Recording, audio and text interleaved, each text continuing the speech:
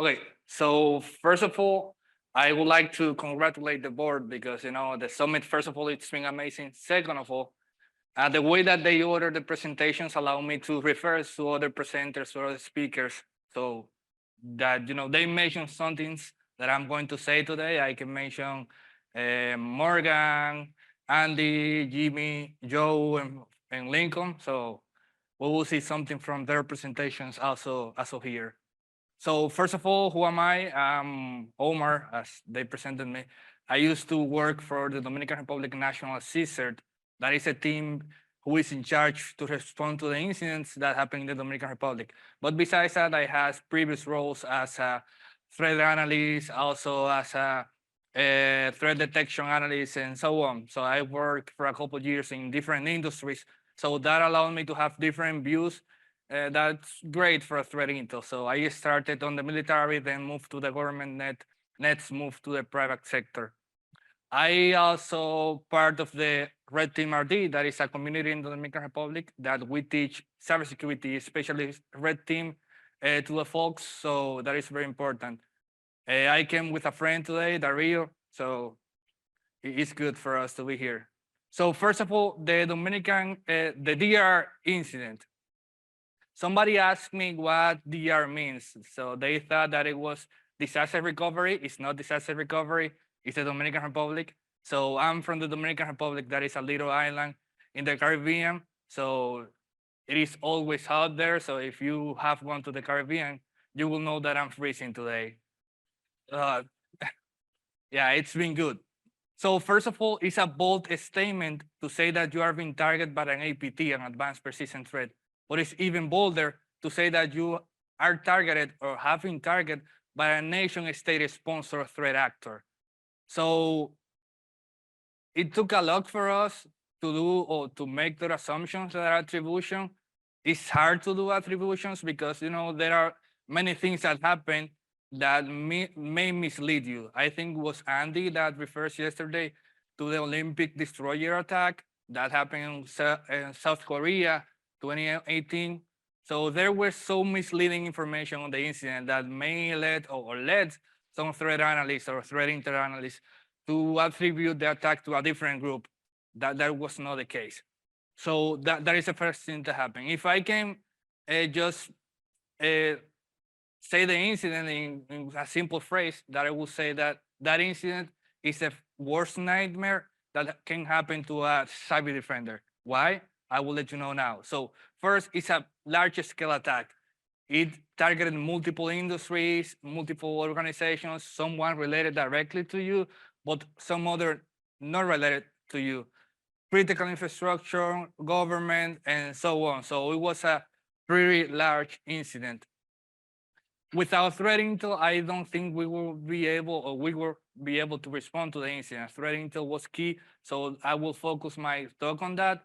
First, how you can use threat intel to respond to these kind of attacks, and second of all, how important it is to know people who also work on threat intel so they can help you respond to or get information to these kind of attacks. I think Gracie is going to talk about this later, so it's a great introduction.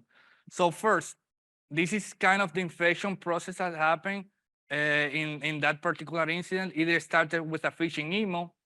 The problem when you do phishing campaigns in a larger scale is because you are sending phishing to so many people.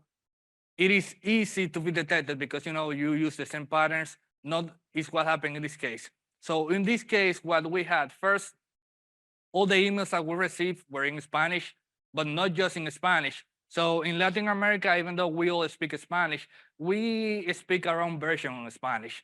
So this phishing was in the Dominican version of the Spanish. So it was pretty easy to realize or to know that it was targeted to the Dominican Republic because they use some words that only we Dominicans use.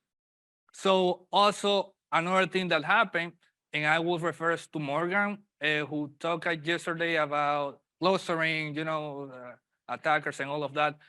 When we discovered about the incident, or when we first knew about the incident, we did our research. So we looked for similar threats that did the same. and we found a thread that is called Bandidos Calientes, like hot bastards, because they use Gmail and all of Hotmail and all of that to do their phishing. And it was something pretty similar but different, because in this case, what they do in order to compromise organizations in the Dominican Republic is first they use vulnerable SMTP servers so they can send emails as Dominican companies. Second, they compromise Dominican companies so they can use their emails and send the phishing attacks as they were Dominican companies. And third, they managed to get compromised credentials, all those credentials that are for sale or just free on Telegram, to log into those kind of Dominican organizations to send emails. Why? Because there is already a trust between the person that you are going to send the email and the attacker, so that way it's easier for the attacker to compromise or to do those compromises. So after the phishing, it was like a link to Google Drive where you will see a PDF. That PDF will download a file, and then the file will have a password, a zip file that will have a password. When you type in that password, it will execute a malware. That malware is Banduk, which is a rat that was first discovered in 2005, a long time ago. So we will think that by this time, the signature for Banduk would be pre-known by all the vendors, so it would be easily blocked. So not the case in this scenario. So it was shocking for us that well-known vendors, I will not say any names, but some of the top security providers on the market were not able to detect this attack, and was a malware that was created or coded over 10 years ago. So it was some kind of modification, some kind of advanced encoding that led those attackers to bypass the current antiviruses, ADR, XDR, you name it. So after the code was executed, it copied itself to a directory like a second stager, and then on memory, it injected the Banduk rat. After the Banduk rat, something that we know about the APTs is that they have a lot of keyboard activity. So whenever you are attacked by an APT, you will see a lot of keyboard activity. It's not just an automated attack, but there are some things that they manually do. So after they did the things, they moved laterally, they escalated privileges, they install a second malware or a second beacon from Cobalt Strike. That Cobalt Strike called back to a Conti, a well-known Conti C2, and this is what happened with Conti. So Conti, after the Ukraine-Russia war and after the Conti leak, we thought that they would even disappear or rebrand. So when ransomware groups get this kind of a scenario when they are exposed, they often rebrand. So which means that they choose a different name or they will something else, somewhere place else. So about this specific time, like a year before that, we discovered, or we knew, probably most of all will know, what happened on Costa Rica. That Costa Rica was targeted also by Conti, pardon me. And that's the first time that I will say the importance of knowing people or connecting with people in these kind of events, because when we saw that Conti was targeting the Dominican Republic, I contacted my guy in Costa Rica, who also worked on incident response in Costa Rica, who responded to the incident of Conti in Costa Rica. So this is happening over here. So this is what we have. Would you please confirm that the same happened to you? After some conversation, after we talked a little, we found out that the incident was kind of different. It was not the same. So also I'm talking about Conti and the other threat actors I will show right now. I'm not allowed to show all the threat actors, but this is the first infection process. Things happen after that. So there are some challenges when you respond to large scale attacks. Talking about countries, if you have worked for the government on incident response or threat intel, you will know what I'm talking about. First, the infrastructure that it's being infected it's managed or owned by third parties, so you cannot directly go and do the incident response or the forensics or get the incident. You will need to get that information for somebody else. Second of all, you will have different team maturity levels. So you will have a team that is well trained, that has the ability, the tools, the processes to actually go and respond to the incident, to actually go and do the forensics, to generate the intel, to send the intel. But you will have other tools that are just beginning, that they don't have the resources, they don't have the tools, they don't have the knowledge, they don't have the processes. So that is a big challenge that we have. So we have all this that is happening. 60–70% of the country is infected. So how we approach to those different teams, because that should be different approach. So the other issue that we have on that time is that the incident was not being detected by the current or by the security providers. So we sent the information to them, like the signature, the domains, the sample, but it just took too long. So they will block it. It took an average of 3 to 4 months. That is too long for me. Second, when they block that, or when they put that on the database, the attackers just would change, the IOCs, the hashes, the IPs, the C2s, and all of that. So we were in this game of rat and mouse. So we were trying to get them, but they were too fast. So how threat intelligence help us respond to the incident, that is a key. So as soon as we knew that we have all these different teams that we handle, that we need to do something with them, so that we need to generate the info, we came with a different approach. So we knew that we first needed to generate our own intel. So we needed to generate the intel and send that intel to a different team, so they can apply those things to their own, so they can detect and block the things themselves. Second of all, we need to get intel from people who actually handle incidents from the same threat actors. So we approach 2 different partners, 2 different friends. So we get those intel and we started responding to the incident. The first actor that I'm going to talk about is DarkCaracal. DarkCaracal is a threat actor that has been known for a spying campaign. Some people attributed the actor to the Lebanese the Lebanese government intelligence organizations. But yeah, if you see the geopolitical sphere, the Dominican Republic is just a country in the Caribbean. You will just do dance bachata, merengue, and no more than that. So why a threat actor will target the Dominican Republic? So it was hard for us, we didn't believe that, because why? It's the same question came over and over and over in our mind. Then we found out that they are just now cyber mercenaries. That is a new concept that I didn't know. So hacker for hire, so some people just paying them to do things, so they do it. But humans make mistakes, because they were using Banduk, which is a malware used by DarkCaracal. It was not enough information to actually attribute the incident to DarkCaracal, because anybody can use Banduk. So we needed other points of information. Which points we found out? First, in one of the changes that they were making to the repeater. So most of the time, what we know as C2s, the command and controls, those are not the real command and controls. There are a team known for red teamers, which is a repeater. A repeater is a point, like a proxy, that you put between your C2 and the victim. So if the IP or domain it's born, if it's published by a threat intel guy, by one of us, they will just switch that repeater, stay with the same command and control, and they don't need to change the console. So on one of the times that they were changing the repeater, they put just for a couple hours an IP address that was reported before that was used by DarkCaracal. So that's one of the points that we got, so we can do the attribution. Second of all, when we were doing the reversing on the malware, we found an open directory where they will just upload all the malwares every day.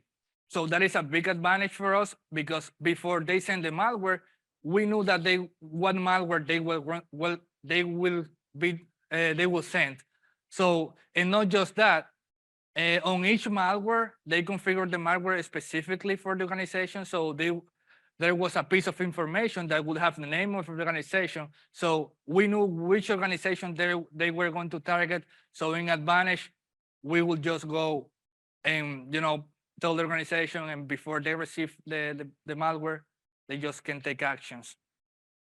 So the second actor that I will mention is Conti. So if you see overnight that 3-4 of your critical infrastructure organization are calling to Conti C2, I think you will get scared. So we did. Because Conti is a ransomware actor, so you don't want critical infrastructure to be compromised by a ransomware actor. But also they make mistakes, as anybody. So one of the domains that the Cobalt Strike beacon was calling back to, it was not registered. So we registered that domain, so we got a sinkhole. So that way we know how many organizations were compromised. We were able to generate a intel and send it through our community. But it was really weird for us. Why? On one of the organization, we found a malware, a Cobalt Strike beacon that was on the organization for 15, 16 months. That is unusual. So most of the time, what a ransomware actor will take to compromise and encrypt an organization will be 8 to 11 months, according to the statistics that are over there. But they just, stay there, did nothing. That was pretty weird for us. So the key points that help us respond to the incident, I'm going to show you now the things related to threat intel that we use. First, TTPs. TTPs are important, tactic, techniques, and procedures, but not all organizations will understand the TTP. So there is a pretty mature team that you will send the TTPs, they will do whatever they need to do. But there are another type of organizations that they will just need or want you to send the hashes, the IPs, the domain. So you need to know what information you can generate and send it to the different organizations, because they are on different levels. So, and there would come with a visibility issue. So in this case, we are the government, or we were the government. I was working for the government at that time. We know that something is happening on a scale, but we don't have the visibility to see everything, to know everything, to handle everything. So that is a big issue that we had on that time. So what we did, we started doing things. So we started seeing the actors. How? First, threat intel for host-based detection. We came with this idea of creating a SIEM of SIEMs where we can receive the information of everybody. And we managed to handle or to get a free EDR so we can install it in all the organizations. So we can have visibility on that case. Second, we can out with threat intel for network-based detection. So all this malware, what they do is to be able to connect to the C2, to the command and control, and to execute what the attacker wants the computer to execute. They need to resolve a DNS, so they need to, most of the time, maybe different. They need to do a DNS question so they can get the IP, so they can establish the connection. So we knew by the intel that was generated by our team what or which were the domains. So we handled to create or implement this DNS solution. So every DNS query that was made by the organizations in the Dominican Republic, we will see it. So that way we will know who is infected, so we will let them know, so we will respond to the incident. Actually, there was a mandate, a presidential mandate, so every government organization must connect or must resolve the DNS with us. So we knew what was going on. Why it was very important for us to do it that way? Because what I was saying on the beginning, so you have different teams, different maturity levels. For some guys, you can just say, these are the TTPs, these are the tools that they are using, are the IOC, the IOAs. just use it. They will. But there are other types of organizations that they just don't have the resources. Like they may not even have even a team, and you need to do this kind of scenario, this kind of things, so you can reach everybody, so everybody is able to respond to the incident. At the end of the day, this was a teamwork. So not just the threat intel team, but also the detection team, the incident response team, the forensics team, the malware researchers, also people from other organizations, friendly countries that help us get the necessary intel to disseminate the intel so everybody, we were able to detect and respond to the incident on time. This is something that doesn't happen often and you get away with it. Most of the time, you won't be able to detect on time when you are getting this kind of attack. It was very sophisticated. How sophisticated it was? As I said, before, none of the security vendor on that time were able to detect and stop this threat. Something that we did on that time also, when we were learning about the threat, our part of our collection process for our threat intel, we will go to the public sandboxes where people submit the malware. So we will filter by Dominican Republic and we will download all the sample. If a number of samples, are the same, we know that something weird may be happening. So it's not just the only point, but it's one of the points that connects us, that allow us to get all the necessary info so we can detect, share the intel, create the intel, generate the intel, and collaborate. Without the people outside the Dominican Republic that also faced these threats in the past, that were able to send us valuable intel, actionable intel, and actionable and valuable information, we would also not be able to respond to this. So this kind of event is great to connect to people. So things like this can happen to your organization, even if you are a multinational corporation, a country, a state, or just a small, medium business. It's great to have someone who can ask for information, who is more experienced, who have seen that in the past, so you can respond in a better way. So thank you for listening, and I think we will go to the questions and answers.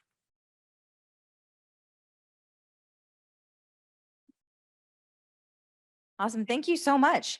So the first question we got is, Omar, were you on a Darknet Diaries episode? Which we clarified, yes. Yeah, So if you're interested, if that's a podcast you listen to, there's a pretty cool episode out there to check out. So in Morgan's talk, she discussed the complex relationship between affiliates and ransomware actors. And you mentioned a few actors, including DarkCaracal and Cony.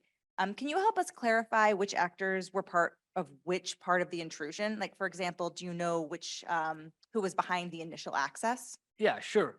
So the initial access, it was first we thought that it was this group named Bandidos Calientes, Hot Bandits, because some points were the same. But when we did the clustering, we find out that it may be an affiliate because just two of the points were the same, but other things were different. So on this case of on these scenarios, I think that you don't want to rely just on one point of information, but different points, so you can be sure that what you're actually seeing is the right thing. As Andy said yesterday, you have to acknowledge what you know, what you don't know, and then what you think. So that may work that way. Awesome. Do we have any questions in the room? Oh, I see. Okay, I've got one. Oh, I've got several hands. Okay, wow, you're gonna be busy in the back there running around. That was a great presentation. Also, another plug for the Darknet Diaries episode. In Gertjan's presentation, he talked about embracing failure. You discussed some of the challenges, some of the large-scale IR challenges. Could you describe if there were any changes in processes as a result of this incident? Yeah, sure. There were a lot of changes. First, you cannot detect what you cannot see. So if you don't have the needed visibility, you won't be able to detect those kind of attacks. For us, we needed to adapt to a larger model where we see more things. So what happened with the national CSIRTs is that you respond to the incidents when the organizations report the incidents to you. You don't like actually go out to detect the incidents. But we needed to change that because we saw and we understood that, we have different teams, different maturity levels. So it depends on your organization, your country. You will need to change the processes when something like this happens to you. That's right. We've got one in the back over there. Can you hear me? Yes. Okay. Tal vez podamos ir a tu isla para la próxima conferencia. Okay. ¿Sí? Okay. You mentioned information sharing with some partners, and I was wondering what type of effort you put into finding those partners to share intel with and checking with them when you think that they've seen the same threat actors. So I was wondering what type of effort or weekly, monthly have you established for those relationships when you can call on them when you need them? That is an awesome question. First, I'm part of different communities. In the incident response community, it's easier for us to share information, even though about threat intel. We have these different nodes that we are connected to each other. So we receive threat intel on real time.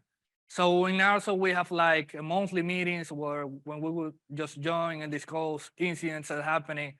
And that way we know, who is facing these kind of threats. When these threats happening, also you have the contact. So you have a direct contact to the person. So you can text, you can call, and that way it's easier. Awesome. Do we have another one in the back? Oh, do you just want to ask him? Cool. Hey, that was a great presentation. Thank you so much. So I was wondering about what sort of, you said you constructed some DNS queries to kind of be preventative, and there are some mitigations that your government took. I was wondering if you could share a little bit about your investigation and if there was a specific artifact or characteristic of the C2 servers and the beaconing servers. If you could speak to that a little bit, if you can, or. Yeah, sure. But So is they it- were using mainly two TLDs. So they were using that RU and that SU. I didn't know that Soviet Union was a TLD until the incident happened. So kind of that was the main way that when we see all the queries that were made, we filter by those two. There are no much services used in the Dominican Republic from those places. So that was easier for us to detect. Awesome. Thank you very much. Any last questions from, we've got another one. You guys are making our volunteers run. It's good. You got to get your steps in.